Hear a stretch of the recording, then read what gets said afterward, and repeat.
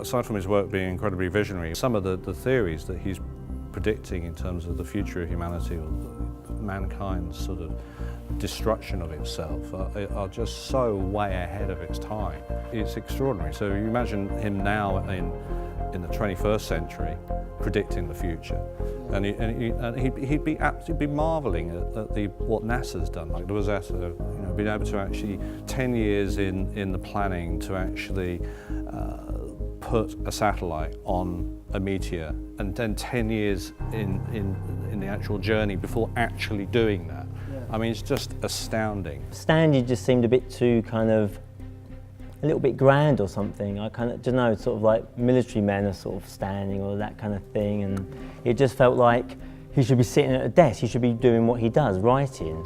And so I did think for ages he would be sort of like a bundle of papers or something, like writing. And I think, well, he's not just a writer, he was a thinker, and it's like, it is called novelist and thinker.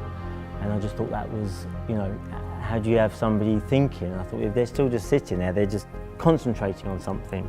In the book, there are very sort of fleeting descriptions of the Martian walking engines, which is what this is, the tripods. You've got articulate ropes of steel is one description, and sham musculature. So you've got these sort of organic technology, which I was trying to bring into it a bit. The pacing is so modern because chapters are short, lots of chapters. That's such a modern book compared to other Victorian novels you read, you know, which are 400 pages, you know. If you think about the exciting, amazing things that seem to be going on at the moment in recent years with technology, I think he'd have plenty of source material, but you know, the warnings, like he likes to do in his work, to draw from them, I think would be, I think if he was again, you know, do you think starting his career now. Would he be a writer of novels or I imagine so, yeah. People still like books, so yeah.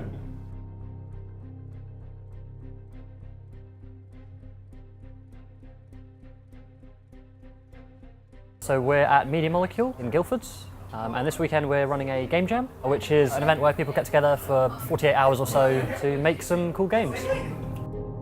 The theme for this jam is Other Worlds.